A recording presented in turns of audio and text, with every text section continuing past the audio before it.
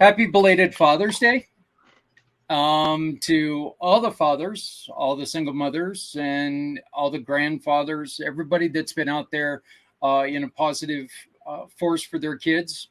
Happy Father's Day. So we want to make sure that we get that out there. I don't think that we said anything about it last week, so bringing it up now is our way of wishing you guys the best of luck.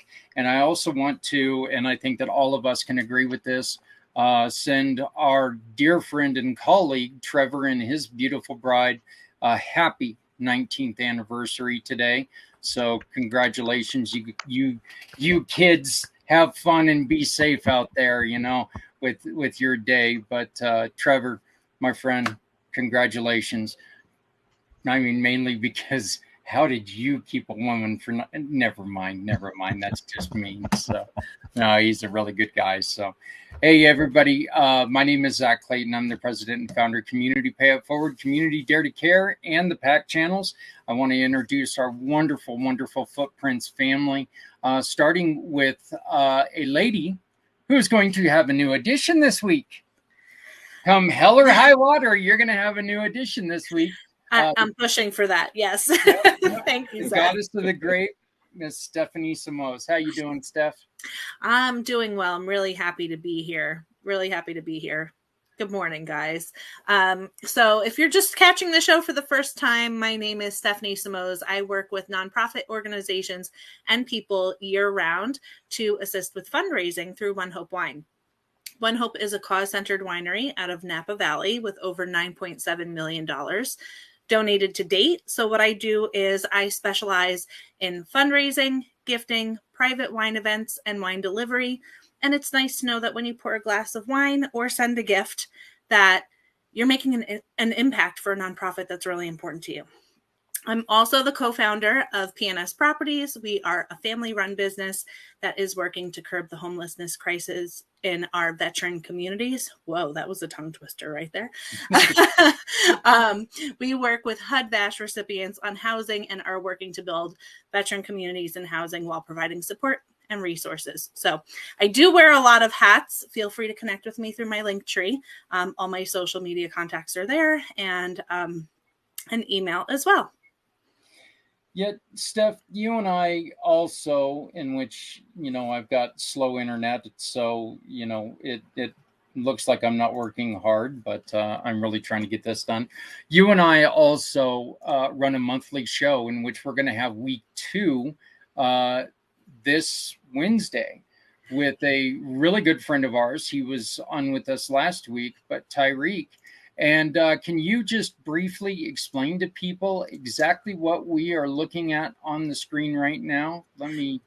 Yeah, absolutely. So Zach and I teamed up over a year ago now. And what we do is we collaborate and bring smaller nonprofit organizations onto the show, highlight them throughout an entire month, and help them fundraise. It's really great because they're reaching a broader audience that way. And a lot of times people don't realize what these smaller organizations are doing. We have Tyreek, which was our second guest on this show, who is being highlighted this month for 2 of his nonprofit organizations, Chef for Vets and Top Tier Sports Group. So that top QR code is going to take you right to the Chef for Vets One Hope fundraiser for the month, and the bottom one to Top Tier Sports Group for that nonprofit organization fundraiser for this month. And, you can definitely catch the whole recording on our page on Community Pay It Forward One Hope fundraiser on Facebook. There's a group there. If you don't want to search it, you can go to my link tree and go right to our monthly show right there and catch all the things that Tyreek is doing for these organizations. It's really, really impressive the way he is really pouring back into the community after his experiences and really giving back. So, yeah, well, and next month, there's an individual sitting on this screen that we're going to be highlighting, Mr. Patrick Myers. So we're going to be talking a lot about what he's got going on. Guys, I got some exciting news here. Look at this. Look at this quote that was brought into us. We've got some people, Miss Kelly Elliott, who she is a follower of the Rev Show, which I work on quite a bit, and she is joining us from the UK. And I want to say thank you and welcome, Kelly, to Footprints Forward, where we're trying to help people who are having a difficult time and talking about suicide. So welcome, Kelly.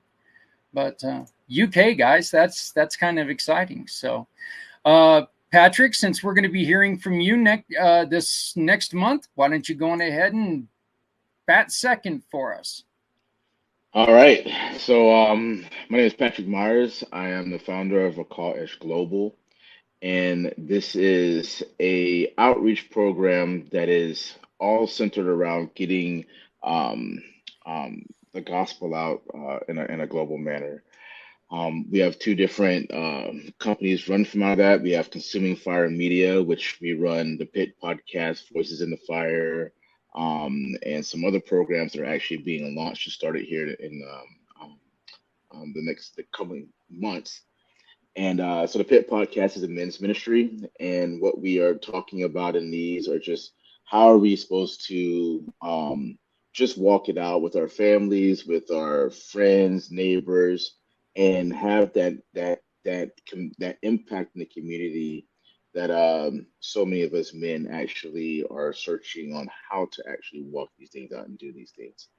Um, we cover anything as far as from suicide to just divorce, whatever those issues are that we deal with men. It's an amazing podcast coming up. Voices in the Fire is a community-based one where people get to come on and talk, kind of similar to something like this, but it's for the community to be able to come on and be able to share all those difficult things that they went through and how God intervened in their life and how they overcame very, very difficult situations where they were just in a fire in their life and they were able to walk through it. The next one that we're going to be doing too is a youth-led one. It's called the Youth Initiative, and that's going to be one where teens will be able to um, come on and talk about the issues they are dealing with. Where they'll be interviewing themselves, they'll be the ones hosting the show, and that's just to give. It's also a ministry that we have just launched a month ago. I launched a month ago, where where we're teaching kids how to have impact in the community at the ages that they are right now. It's for ages 16 through 20. And what they don't realize is that they have so much power in their voices and their ability right now to do great things in the community. A lot of times we want to wait for them to be, have accomplished something, but um, all around the world, you see anywhere between 9 to 10 year olds having insane impacts. And so we want to give this opportunity to the kids, get the community behind them to be able to do those things. And last but not least, and I started doing this right here and dealing with suicide. Suicide is very dear and near to my heart. And that is something that we are really forming right now as a community for people that are, instead of just having a hotline, what we want to do is actually have a community where you can find someone locally to actually walk with you through this process of trying to live. And a lot of times you need to have a brother or sister that's right there with you, similar to Alcohol Anonymous. Anonymous, that's the word. Our tongue's getting cut up there, but similar to that. And my friend Dennis is actually the brother that kind of sparked the whole deal here, and he does this with me also. So, and I'd like to just Well, right now just publicly thank you, Dennis, for uh, just sparking those ideas, man, and then watching it take off the way it has. Yeah. You're so welcome, Patrick. I mean, I guess I'll go next, Zach, if that's okay with you. Yeah. But what I see, Patrick and I became friends in July of last year. He lives very close by. Uh, we we met at our local cigar lounge at a Christian fellowship group that was there, and what you just saw is a glimpse of the character of the man that I have been blessed to get to know over these past almost a year. And it was a few months ago when we were having lunch at a local restaurant, and we were talking about things that were going on, some struggles that were happening, and from my perspective, every time I get a chance to sit down and talk with Patrick, and we were talking about what God's doing in his life and my life and the life of people around us, what I heard from his mouth were gems. Things that inspired me. And so my thought at that point was, man, I wish I had a cameraman right here with me every time that Patrick and I get together so that we can record this, and that it's not just, yes, I feel blessed, and I always have, but I wanted others to be blessed by this too. So I asked the question. I said, hey, Patrick, have you ever thought of recording this, maybe doing a podcast or something? And that's where this started. And little did I know that had actually been on his heart for over a year. So anyway, I'm blessed to be a part of Patrick's ministry that's coming up, and I will support him in it in every way that I possibly can. So now for myself, I'm a retired Army officer. Patrick is a Navy veteran. I've lived pretty much all of my life in and around the military. I was born into a Navy family and served 24 years in the Army, and jobs that I had after the Army were oftentimes serving the military in one way or another. And when my last job kicked me to the curb, so to speak, I had recognized that as a removal of an excuse that I had been using to not do an action. So I'd been having this thought for a long time that are fallen, those who give their lives in service to our nation through the military, deserve to be remembered. Their families deserve it. Their comrades in arms deserve it. And that was the fire, I guess, inside me that was lit probably 10 or 12 years ago. And I was just using all kinds of excuses. Somebody else had to have had the similar idea. Why aren't they doing it? I was busy. I had no background in running a nonprofit or doing anything other than military writing, which will put you to sleep in about 5 minutes. So that's not really what you want to do when you're when you're telling somebody's life story.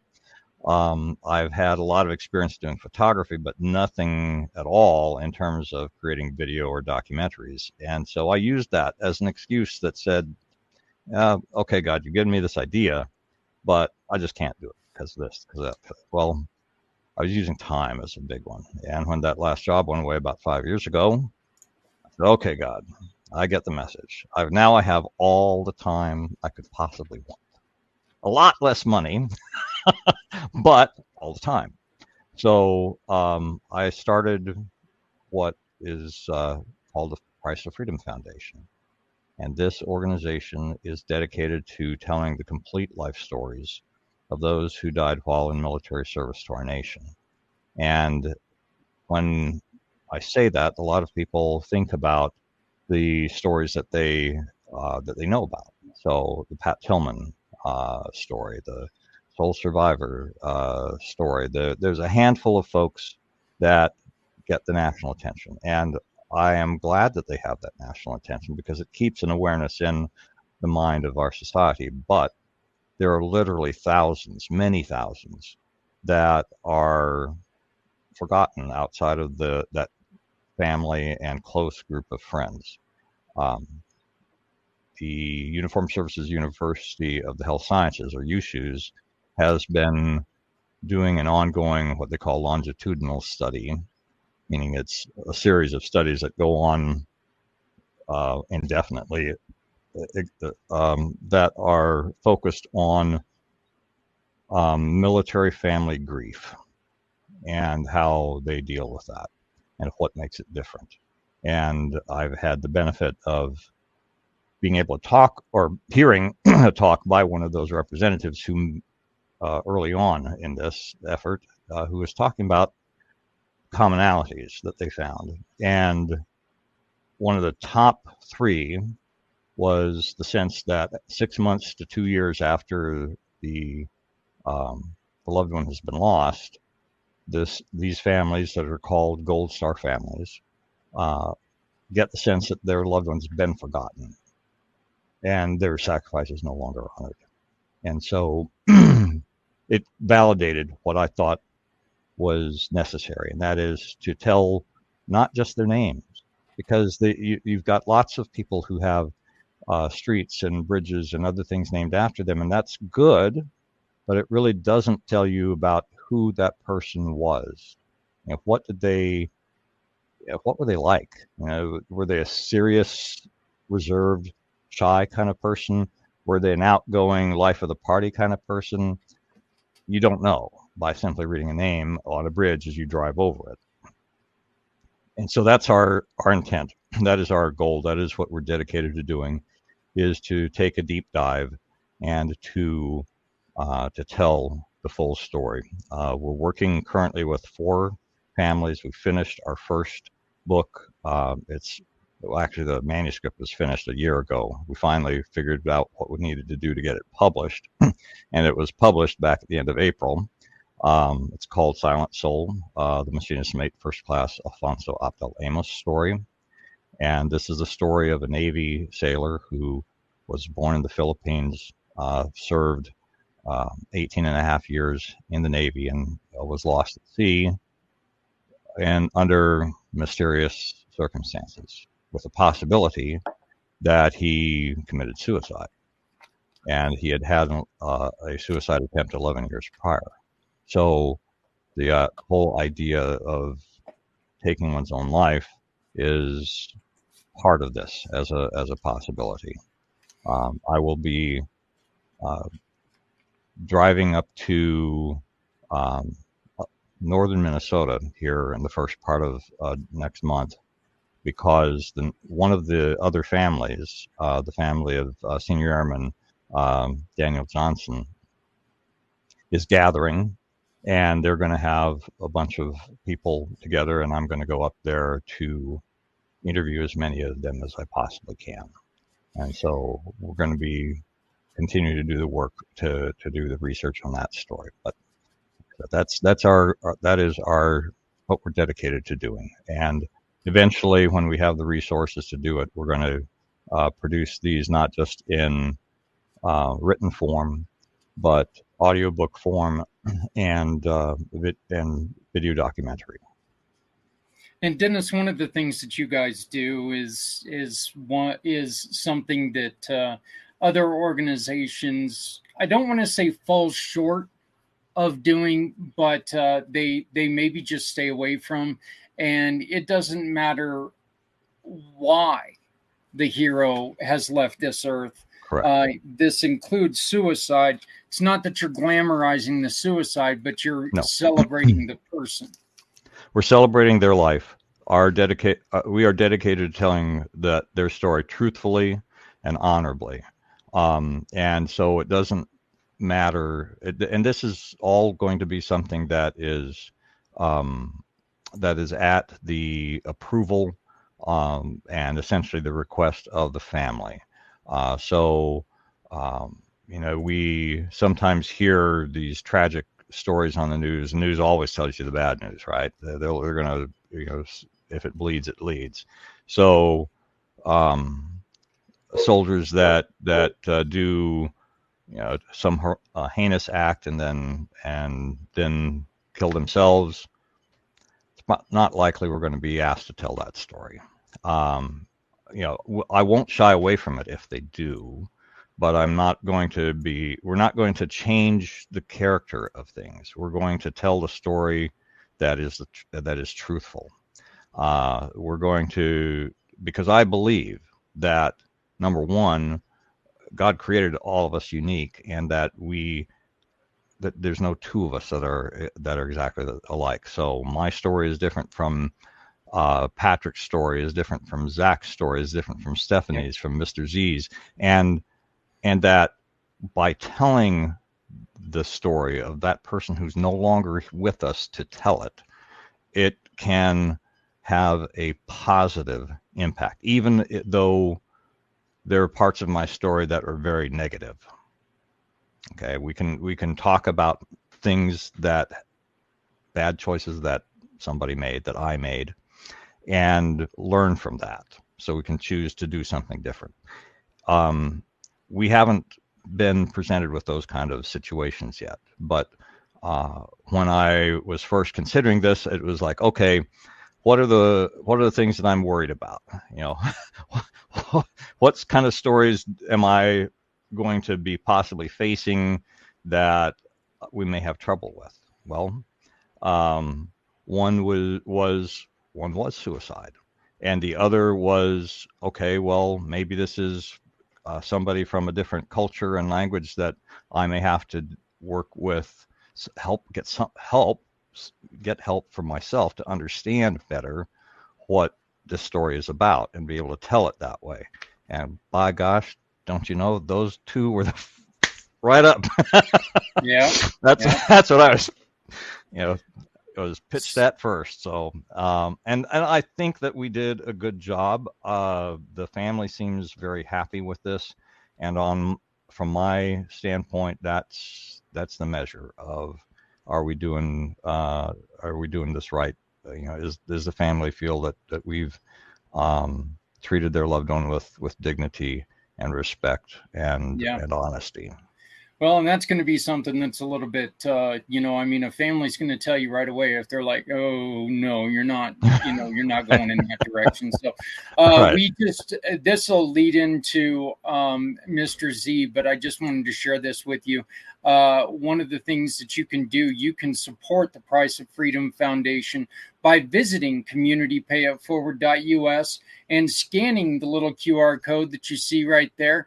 And that QR code is going to take you to a form where all you have to do is insert a receipt, or take a picture of the receipt from any of the people that we work with, any of our partners, whether it be the great Mr. Z building a website like communitypayitforward.us, fully constructed by this man. Wonderful, wonderful job. But he gives us a referral, and we will send 80% of that referral to Dennis and his group, so they can continue to do these books, put these books together, and honor our heroes. And we are very proud to be teamed up, helping Dennis in the littlest way we can, but helping him continue to share these legacies with people. So, Dennis, we welcome you as always, and so glad that you're here. Thank you. It's an honor to be here. Hey, like I said, I love that you came from being a guest to a co-host, and I think that is you and Patrick both had a very similar path to helping us. So, Mr. Z, my brother from that other mother. Yes. What is going on, my friend? And we are all brothers and sisters of Mother Earth, Gaia, whatever you want to call it. And the work I do is nothing compared to what everyone does here with Dennis, Patrick, Steph, and just helping our nonprofits. And of course, you, brother man, for bringing us all together in this wonderful community. Well, that's paying it forward. And I appreciate the kind words. All thanks to your vision. I've always wanted to do a nonprofit that was just like this, but you beat me to it first because you're always in first place when it comes to paying it forward in the community. So I'm not here to compare, but I do like to share. So with that being said, my name is Z, or you can call me Mr. Z. I am a web developer, and I am also a consultant that specializes in helping nonprofits, veteran business owners, and entrepreneurs like yourselves who are looking to announce upcoming events, book online appointments, or perhaps accept donations and sell products and services without the use of eBay or Jeff Bezos. Sorry, Jeff. I also provide a free consultation to those who are looking to get started on their brand new website, but they're not comfortable with the idea of making changes to their website. This includes looking at the code, making a few changes, whether it's WordPress, Wix, Squarespace, and more. And with that being said, if you are looking to modify, develop, or redevelop a custom ADA compliant website, which is short for the Americans with Disabilities Act, which was passed by George H.W. Bush of July of 1990. So, with that being said, if you are looking to modify, develop, or redevelop a custom ADA compliant website, let's develop a website. Z, what are you waiting for? Muscle memory that's kicking in. But back to you, Zach, and thank you, everyone. Well, for your again, support. Z, thank you so very much. One of the things that, hello, Sam, how are you doing? Thank you very much for joining us today. One of the things that I have not had even a chance to share with my cohorts here, we have finally an email address. It is footprints@communitypayitforward.us. One of the reasons why this is so important is now one of our sister Sierra is going to get started on all of our Facebook page and everything. She's working diligently on that right now, so we are thrilled that we finally got it. If you have anything that you would like to share with us, please go to footprints@communitypayitforward.us. Again, footprints@communitypayitforward.us. If you have a story that you'd like to tell or anything like that, we're just going to ask you, join us. Tell us your story and we'll get you on the show, because that's what this is all about, is telling stories of people who are going through hard times mentally, physically. Look, suicide is a terrible, terrible thing. Suicide is final. And we are a group of people who came together with the vision of trying to put out there everything, because none of us heal. Dennis said it earlier, and it's we all heal differently, and that's just the way it is. So we want to bring to light all these wonderful people doing wonderful things, like Patrick was talking about earlier. Patrick, you got some fantastic things going. And Patrick, I wanted to bring up something that you were talking about earlier. You said something that really touches my heart with the Cub Club, because one of the things that we believe is that telling kids that, look, helping people does not mean pull out your wallet. It doesn't have to mean this. There are so many things you can do. And I don't think it's stated enough how much a smile can help somebody. Somebody who's having a rough day. I love that there's now a commercial out talking about parents having these struggles, and just walking up and saying, "You're doing great." Yeah, we can hear your kids throwing a fit. We understand how hard that is.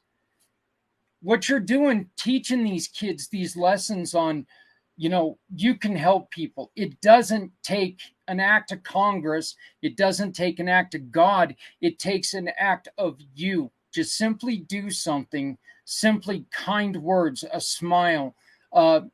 Here's my hand, grab on, and let's go. How are the kids taking to that, Patrick? Actually, last night, one of the young ladies there, she was just like, "Oh my, why can't we just do this every Sunday?" And I was like, I don't have the capacity for that. You know what I mean? Like when we get more people that can actually come alongside and help me as adults or leaders to come alongside and actually take some of the load off where we can do that once a week. I can't do it by myself. I'm doing too much stuff. And and that kind of breaks my heart because this is the truth of things. These kids are so hungry. When I go to the Sonic, so I went to the Sonic, not this week, this last week. And when I went there last week, there was close to 60 something kids, and I'm sitting out there just watching. And um, and I saw, the kids were coming up to the table. Hey, Mr. Patrick, how are you doing and stuff like that. And we talk about life and then stuff in general. And I'm telling them about this initiative and like they can actually do something and make something happen. And even like, why don't we get these kids together, have their idea on how to make their own community space, and let them be the ones that's in charge of making that happen and just getting the voices behind them. So what ended up happening, towards the end of everything, we get in a circle, and it was something that happened by accident, really.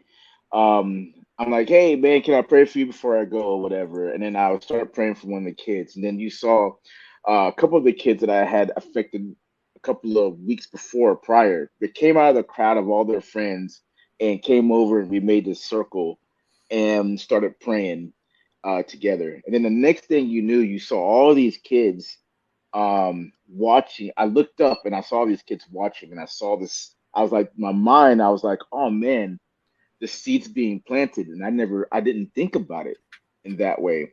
And so I'm getting in the car and I'm heading out, and I hear all these kids and they're talking to each other. Hey, what are you doing? We want to pray. We want to go do stuff like that. Where you guys go to? And so I'm hearing this as I'm walking out, and then um, these kids are so hungry to be able to know that they have purpose. And that's anybody for the most part. Most of us are trying to figure out where we are going in life. But man, at that age when you're a teenager, um, um, you're kind of in this middle spot of feeling like trying to figure out who you are and then trying to figure out if you're useful, and if you just pay attention to your kids, they're constantly like, hey, how can I help you? What can I do? What can I do? What can I do? And this is such a great opportunity to actually sow into that question, that you can do pretty much anything, and not just anything, but you can have an actually true impact. The fact that um, it just they're so hungry, and we kind of sleep on the fact, or we get annoyed with teenagers, or we get annoyed with that age group because they're all over the place, and it's like they're supposed to be like that. They're supposed to be like, I don't know what's going on, of my life. They're supposed to be like poking at things to figuring out how it works. They're supposed to be kind of getting in a little bit of trouble, so because they're pushing boundaries and stuff like that. But when you can take them out of the box of these boundaries that we try to put them in, open the top of that box, start ripping down the walls and being like, hey, your opportunities are limitless. Man, what our kids can become, because society has tried to push our kids into a box and be like, you're supposed to be this, you're supposed to be that, you're supposed to be this. That's not at all how God created us. God says, you know, I created you to actually, change something in the world. Everybody has this space of dominance that they are, it's a God-given right, where you were uniquely created to dominate whatever space that you're in, to change that for good, as a force for good, like a force multiplier for good. Everybody has this capability and ability, whether we choose to do that or not. But a lot of times it comes down to opportunity to be able to do those things. Um, um, and I've seen hundreds and hundreds of times. You give that kid that you think is just a trouble kid and stuff like that, and you give him the opportunity and the tools to start to figure out like, man, I don't have to necessarily go this direction. And next thing you know, you have kids that are. I took one of the things I did one time, I took these kids this program called EVAC with this lady named Amy Donofrio in Jacksonville, Florida. Amazing woman. Just the vision that she had to actually just start speaking into these young black men's lives. And in this school called Andrew Jackson, and these are pretty much kids that society would just really like look down on, throw away, immediately be like, you're thugs, you're this, you're that. And that's really, they have a t-shirt called they have a shirt and a whole movement called I'm Not a Gang Member, because like they went to when the kids went to a fair one day, and he had a shirt on, he had a chain on, and the police automatically just thought that he shouldn't be there because of this look that he had, not knowing like, this is a very intelligent young man, that he's got like a lot of things that he's doing, just this profiling thing that happened. And we do that to our teenagers. I actually did that at Sonic. The kids at Sonic were all loud, revving up their cars, and I'm just like, teenagers. Just, Yeah. I was feeling some sort of way, but then God convicted me, man. He was like, man, like, he's like, I left, and he's like, go back and talk to them. And I went back and talked to them, and was telling them about, their identity in Christ and stuff like that. And like, you had 6 of those kids get saved at that very moment, come to Christ, and then you saw them just, they want to do these things. So anyway, with those kids in that classroom, this lady has had these kids in Harvard. They've met the president. They've been on NPR. Like these black kids from the hood that's in their school that has had national impact, not just not just they done went out and like national impact, and have done so many different things. I took them to Harvard and watched these young men go into a class in Harvard and teach Harvard students on how to actually communicate with the environment around them, and see things differently. I've never experienced anything like that to that extent, where you just saw like the power that was in youth. And all we have to do is just a lot of times get out of the way and give them the tools and let them become what they're supposed to be, and push them and let them make the mistakes, let them mess it up, let them do that. Because I mean, how do we get to where we are at?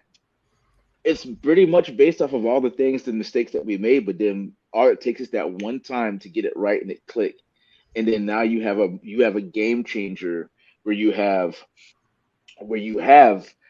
community pay it forward, where you have what's the One Hope Wines. Stephanie, there you go, One Hope Wines. I was like my brain was just like, nah, it's not working. When you have a Mr. Z, I mean, to be really honest, if all of us were honest, it took a lot of failures and mistakes to actually get to that point to where now this is a success.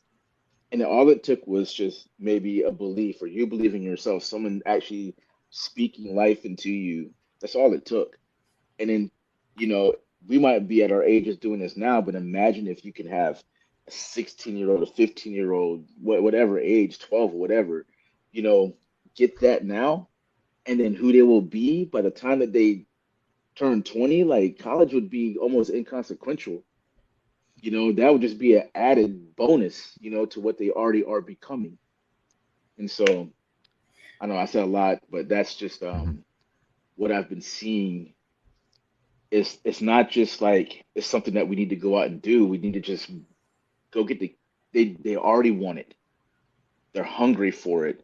They don't want to be in depression, anxiety, and all this other kind of stuff that got going on. These kids tell me all the time, like they don't want to deal with all this identity stuff that they're going through. Like they want truth, and they want people to believe in them, and they want to figure out what it is that they can do, so they don't have to be in these spaces where they feel like they're not doing anything. Yeah, it's kind of one of those things, you see me, but do you see me? Z, let me bring you up on this, okay? You obviously look a little bit different, and what it's like to be profiled because of something that happened you know, a couple of years ago, and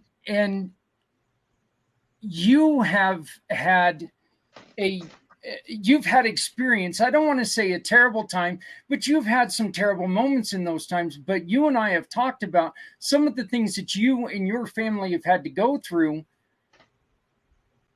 because people saw you, but they didn't see you. They saw a profile.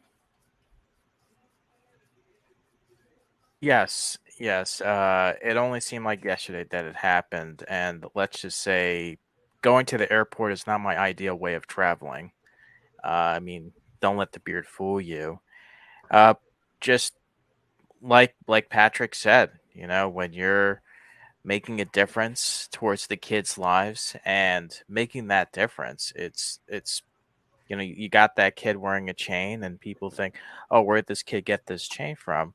He must be in a gang. And it's great that you have that shirt that says I'm not part of a gang.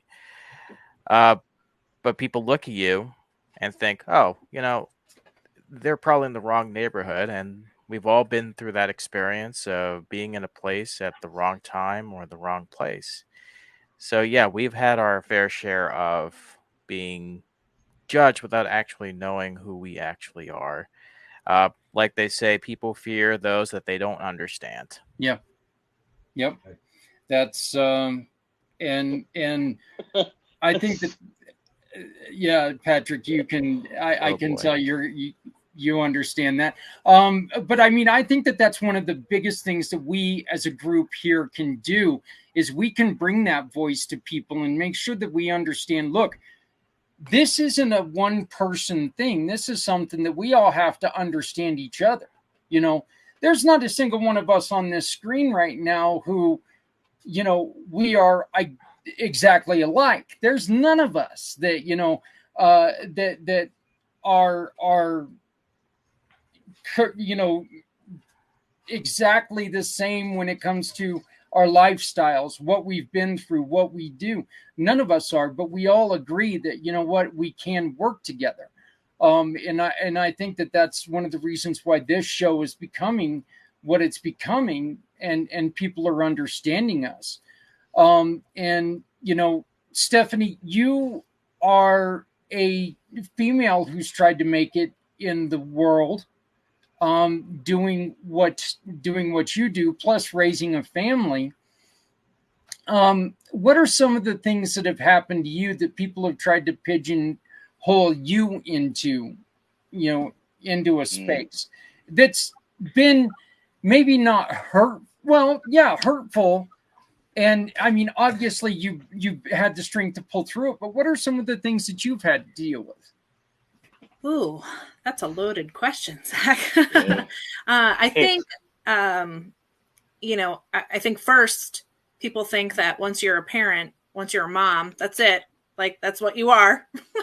And that's it, and there's not much further beyond that. And I've tried really hard to show people that, you structure your time right, you can still go after the things that you're passionate about. Like, there's no limits unless you're putting them on yourself, really. I mean, I've got 4 kids now, the 5th one on the way, and I don't see myself stopping when it comes to, the entrepreneurial side. My gosh, I can't talk today, you guys. This baby is like, boom, boom, boom, boom. But, I think it just goes to show that really you set your mind to something, you set the bar high, whatever it is that you're passionate about, go after it. Use your skills. You should. And I want to, teach my kids the same.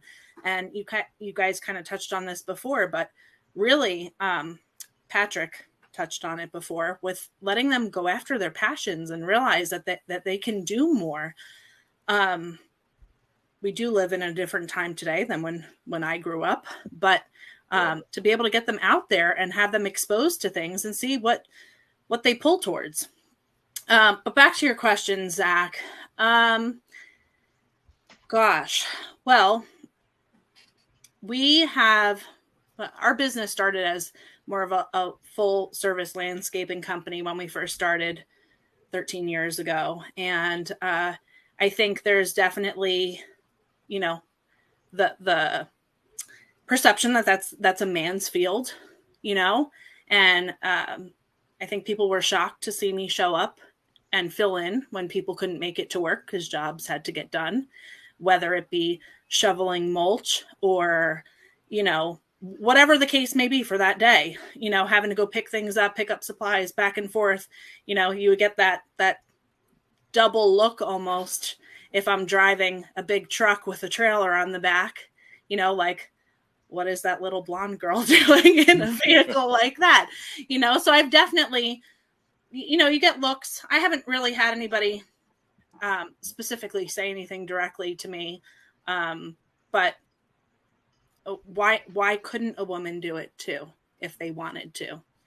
You know, in my situation, it was more of, all right, let me get the kids at the daycare and let me get down there to cover somebody's shift. No big deal. But why not? You know, I remember years ago, I drove past a construction site and I saw a big sign in the road to slow people down that said men working. And I was kind of like, why does it just have to be men? There's not a female on the job. Nobody else likes to work with their hands or build things or, you know, and I will say up front, that is not my strong point at all. That's my husband. That's why we balance each other really well. I have trouble building a kid's bike. Okay, you guys, I'll be honest there. But, you know, if something has to get done and it's pressing and there's a client in need of something and, you know, there's time restraints, especially when you have employees and things aren't working as they should or on time, of course I'd jump in and fill in. I don't know. I think the world just kind of puts their thoughts into people. And I think it holds a lot of people back from pursuing what they'd like to go after. So I'm more of a bold personality and don't really tend to care what a lot of people think. And I think showing up, getting the job done and setting the example is a good way to go. So. Well, I absolutely agree with you. And, you know, look, the truth is that we need everybody. Hey, Dennis, you brought up a good point prior to the show. And we're gonna kind of make a pretty drastic switch here, and we're gonna start talking about Father's Day and how fathers on certain times, and I'll tell my story here in a little bit, but Father's Day is another day like Memorial Day that we just celebrated a little bit ago, how it can be very difficult for people. You brought up a good point. Can you repeat that? Sure. I can't remember everything verbatim here, but basically my point was that I believe that Father's Day, as compared to Mother's Day, is not given as much attention in our society, and it's given a different, way of approaching it. And it was somebody else who was, I think it was you, Zach, that was saying, you know, we feel like it's okay to give Dad a new tool set for Father's Day, and that's an appropriate gift for him. But if we were to give Mom a new vacuum cleaner or a new blender, that would be an insult. You know, so so it really goes to speak to how the different roles and expectations that we have for fathers versus mothers in our society. And I'm not saying that's necessarily bad, because I do believe that men and women are different on purpose by God's design, and that we have different roles that we play, and that we in our life, I believe that we are to complement one another and complete each other. But I think that sometimes it can be a period of, for a guy who's maybe already undergoing stress and depressed about other things going on in their life, it can be one more thing that can be used in that line of thinking that says, well, I'm not important. I'm just not. And then sometimes it could be that we had very bad dads in our life. I mean, I would say in my own life, my father was not there for the most part because of his deployments at sea. Because after he retired from the Navy, he was working and then putting himself to school to get the skills and the certifications he needed to build the dream house that he had been talking about and planning and making scale models of for my mother for the previous 10 years. But I had, and so when he'd come home, he'd be the disciplinarian because that's what mom would do. So I had a twisted sense of who my father was. And he's softened a lot. And I love my dad, and I can't wait to go visit him next month when I go back for my daughter's wedding out in Washington State. But if it had stayed just that negative way, then it reflects badly on me, and I don't necessarily know how to be as a husband and a father. And if I see myself as a failure, as Father's Day brings up all of those things. Brings back the wounds from our father. It brings up my own sense, or can bring up my own sense of failure as a father. And so I think it's, for some, it can be a dangerous day if we've been considering checking out. I actually kind of agree with you on it. I think that Father's Day, for a lot of fathers, the ones who really do care, I think Father's Day can be very dangerous because a lot of dads, it doesn't bring up the good things that have happened. It brings up the failures. Say if your child's been taken away, it brings up, wow, you weren't good enough to keep your family, and now the kids are gone. And I know for myself, when my first wife left and moved to Kansas, Father's Day was a terrible day for me. I'd have that one brief moment that was fun when Free would call me and say, "Hey, Dad, happy Father's Day," all this other stuff. But he's gone. He's somewhere else. And I think that when you have guests like we had Mike last month, or I'm sorry, last week, we had Mike on here who was talking about that too, how the love for your kids sometimes can be so overbearing, and it's so painful when you wake up and you look, they're not there. They're somewhere else, they're in another man's house, or they're somewhere else. And I think that you're right. I think it can be very, very painful to them.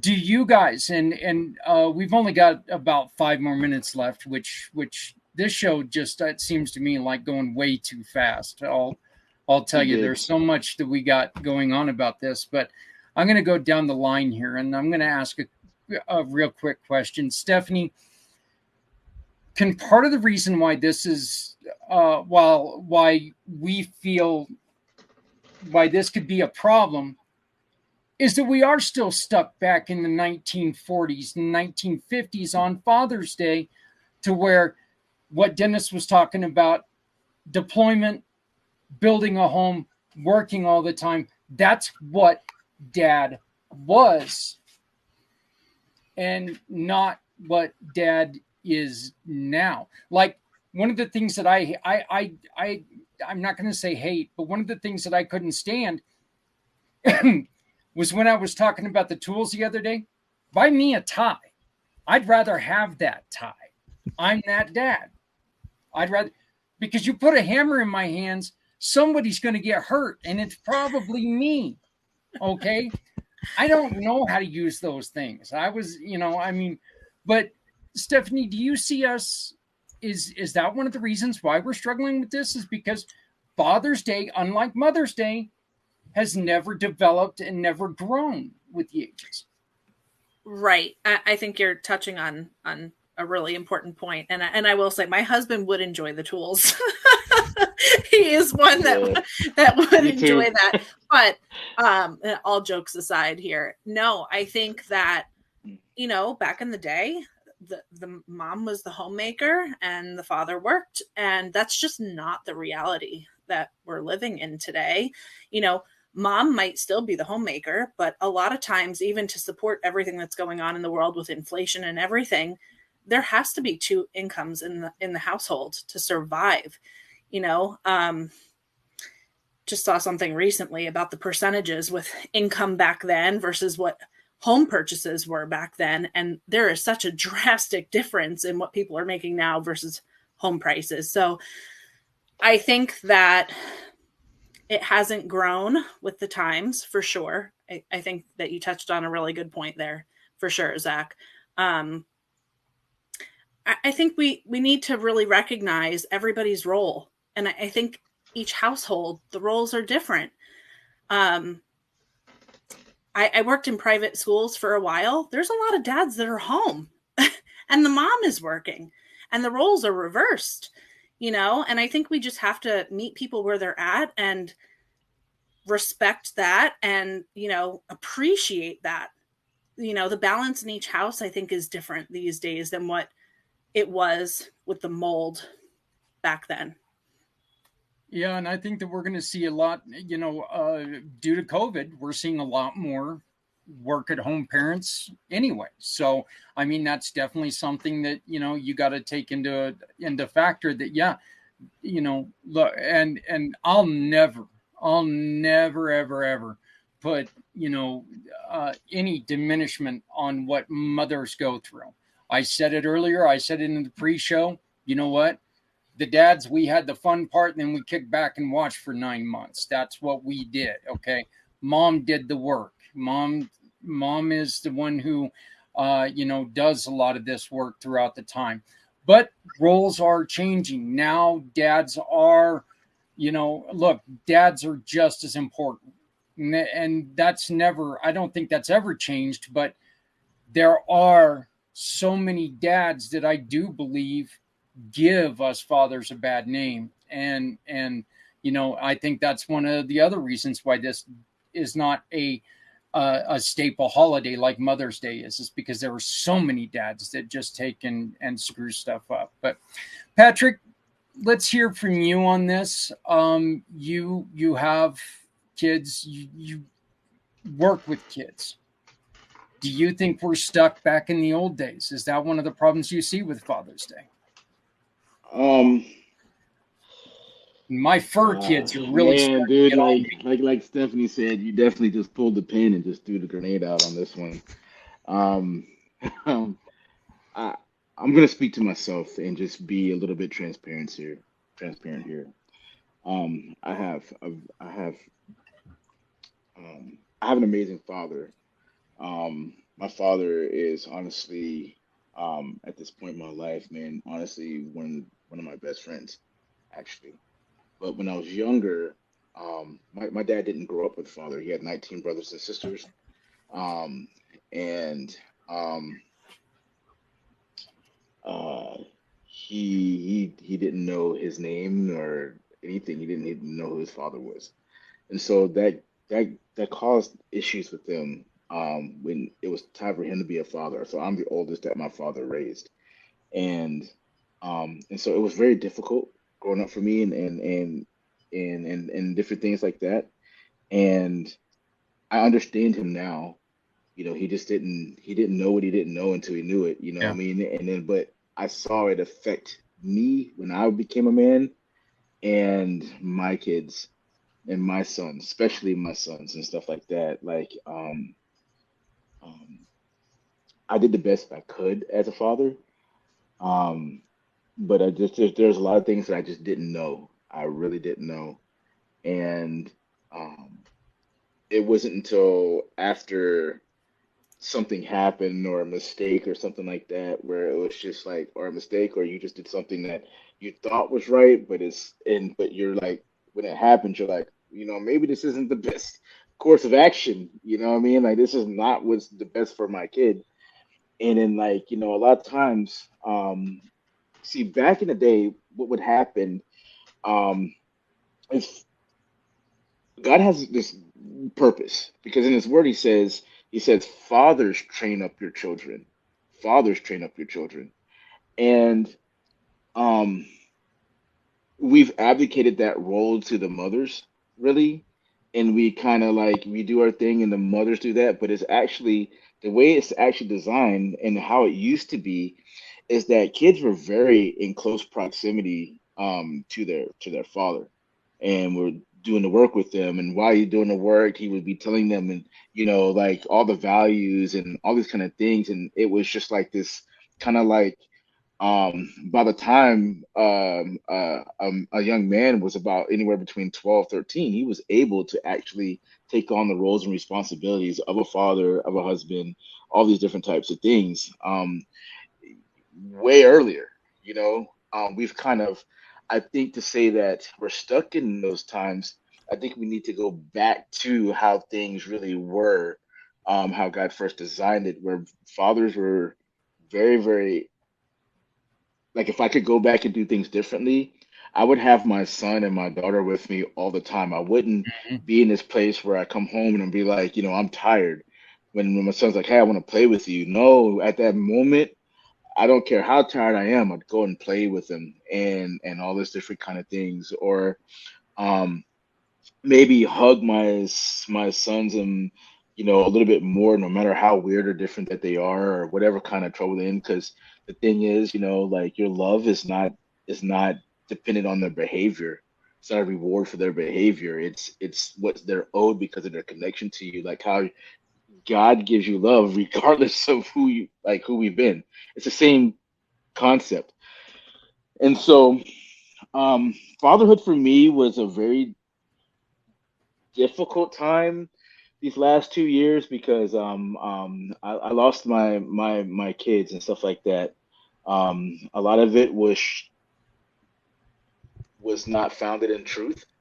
Um, um, a lot of it wasn't founded in truth, but there were things that just um, were, man, if you could just do things differently, and if you had that kind of wisdom, where I can see where if I had a good father, but I had a father that didn't know how to teach me how to be that father. And like now he's that father that teaches Mhm. how to be that father, because he's had 3 kids now, and he's learned and he's invested in that. And so like now when I see those things, it's different. But like that's what's so important about this Father's Day, is the kind of father that we are choosing to be right now. Whatever you did from this point past, it's past, it's done. Yep. But when you're thinking about Father's Day, that's every single Father's Day, even though if you're going through this time where you're going where it's a negative connotation, it could be the beginning of that legacy that leads this bright future ahead of you, depending on how you frame that. And so last 3 Father's Day actually were like some of the worst that I've ever experienced in my life, especially this last one when after my suicide and everything was gone. Like, it was Father's Day, man. I struggled so hard just to keep going that day, because man, I miss my daughter more than I can ever explain. I miss both of my sons more than I could ever explain. I can't begin to describe uh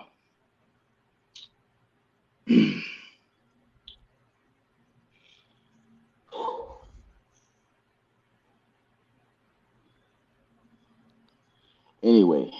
um We got you, brother. Like I Mhm. said, I as a dad, I understand. With my son being gone, this time right now, this year was the best year I've ever had. Man, trying to like swallow it It's down okay, here. man. Um, um, this year was the best year that I've had as far as a Father's Day. Because it's like, um, I'm telling you about how you frame it. Like, I had to let that go. And I let it go. I went on actually the spiritual retreat, this thing called Trace Diaz. And I literally nailed my kids to this cross, like those things that you're, these deep things. And I had to put it down, lay it down. And I was just like, all right, God, you take care of them now and stuff like that. And but right now you teach me to be the best father to any kid, any person, because sometimes you're a father to, I'm, to be honest, I'm a father to some men that are older than me. That's a wild concept, but yes, that's the way it is. And so you can be a father in so many different ways, and that responsibility, you can't abdicate it. You can't throw it away. You can't just be like it's someone else's job. You have to uh, you have to own that, understand who your God is and how He's made you, and then become that father. And so this past one, it's just like I know who I am. I know that God's creating me to be that father. So if, like, say for instance, I get with my girlfriend now, and we end up getting married, I know what kind of father I'm going to be. Like, I'm taking the necessary steps to learn what it means to be a father. A lot of us don't do that. We learn how to do our jobs, we Yep. learn how to do all these other things, but we don't actually invest in time to learn how to be a father. That's part of your Father's Day legacy. Go learn how to be a father.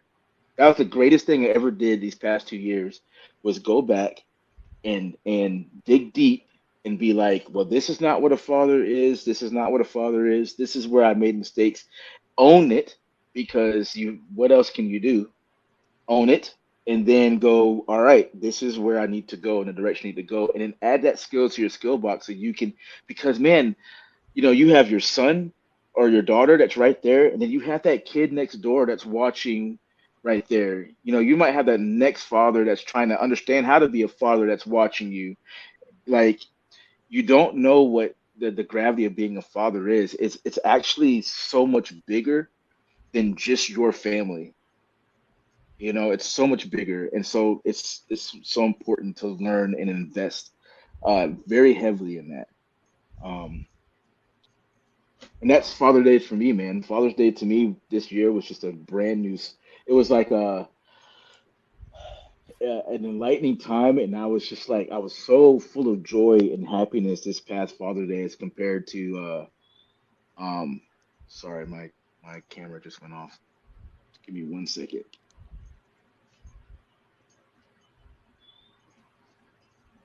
I don't know what just happened here. Can you guys still see me? Yeah, we can still see hear you. you, and you're And Oh, okay. frozen, but I was like, my stuff went off, and I don't know what happened. I'm frozen on my screen. It's this crazy look. Anyway,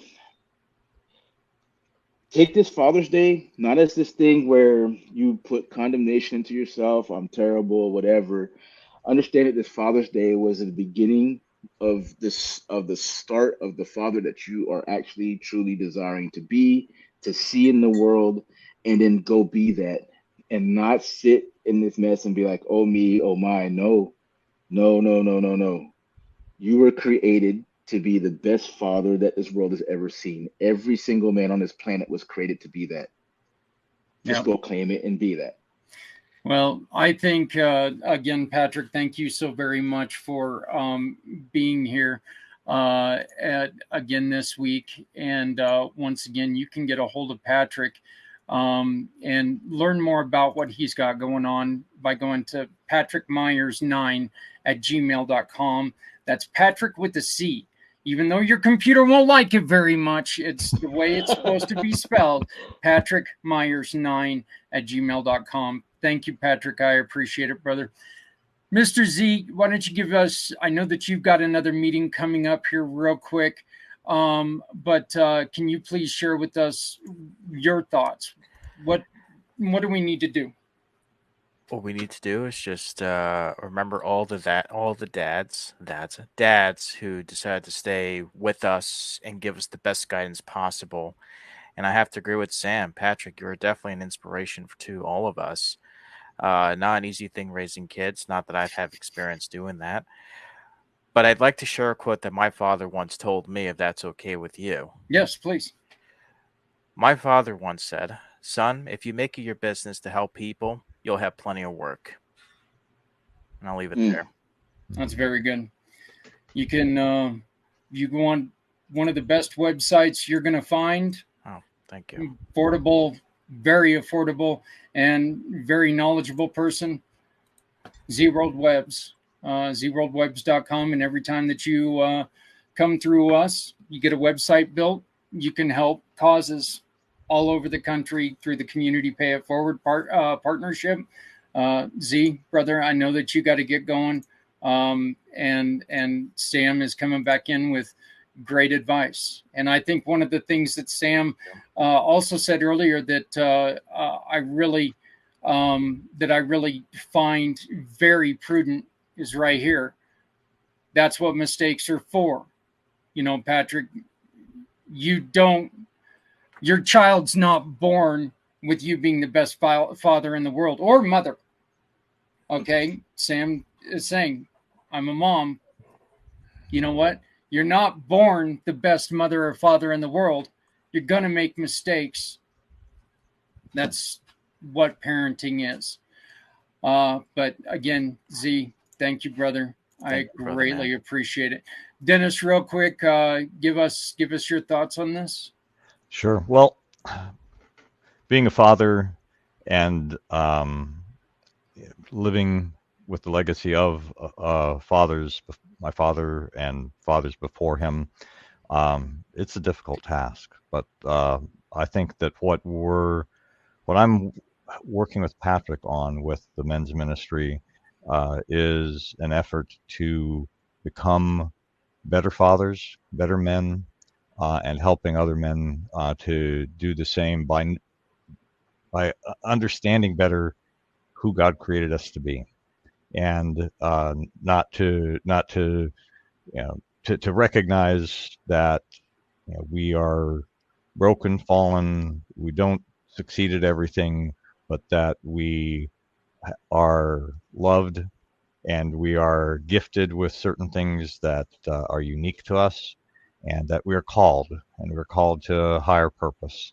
And I think when we can keep those things in balance, and we have brothers and sisters around us that can help uplift us, and I think we can make a big difference, because we need to have more men who know and who see and seek out what does it mean to, first of all, it should be what does it take to be a good husband to the wife who then becomes the mother of our children, and then what does it take to be a good father to those children. But we frequently don't get any of that right. We just go on and have a good time, and boom, all of a sudden we find ourselves with made a girl pregnant, and am I going to get married or not? And our society kind of promotes that, versus, because it's too old-fashioned to say, okay, well, let's really understand what it means when you're going to go off and engage in sexual activity. You're going to wind up possibly as a with a pregnancy there, and that's really not going to be the best way to establish a lasting relationship, if that's the first thing that you do. So it's a lot of work to be done to help a lot of guys that are bruised and broken like I have been. I think I'm better than I was, and I know that's our heart, therefore, with our men's ministry and a lot of others that are doing the similar kind of work in other organizations. So, well, Dennis, as always, you can be reached at D. Schroeder. Yes, D. Schroeder. Yes. At priceoffreedomfoundation.org. D. Schroeder at priceoffreedomfoundation.org. Just go and check them out and see what you can do. And once again, Dennis is a mission partner. You can support Dennis and everything that they do at the Price of Freedom Foundation through the Community Pay It Forward program. One of the things that I just really want to touch on with what you said that I think is very important, that, even if you don't succeed as being a good husband, in which, you know what, we're not always good husbands. You can still be a good father, even if the marriage didn't succeed. So, these kids, they need you. They depend on you. Make sure that you're there. That's the biggest thing. You don't have to be the best father in the world. Just be one. Just be there. Stephanie, this brings up me remembering when we had Stop Shaking Baby Syndrome on our thing. Look, parenting is tough. It's tough. Again, you're not born to perfection. You're not born to be a perfect parent. You do have to work your way into it. But the most important thing is those kids need you. Your imperfections, everything about it, those kids need you. So, Stephanie, do you want to say something? I was just going to say we're always a work in progress, 1% better every day. We're all a work in progress. Yep, absolutely. Absolutely. And I really want to thank everybody who chimed in today. Thank you for the kind words, Sam. This issue is being addressed very well. Thank you so very much. We all greatly appreciate you chiming in and being part of our show. We have run over a little bit today, folks, and we apologize, but we thank you for bearing with us. To all of our fathers, to all of the fathers that we know, love, and respect. Again, to all the single mothers that are out there who are pulling double duty. We love you. Happy Father's Day. And now it's on to the next. We need you to please remember that, thank you very much, Sam.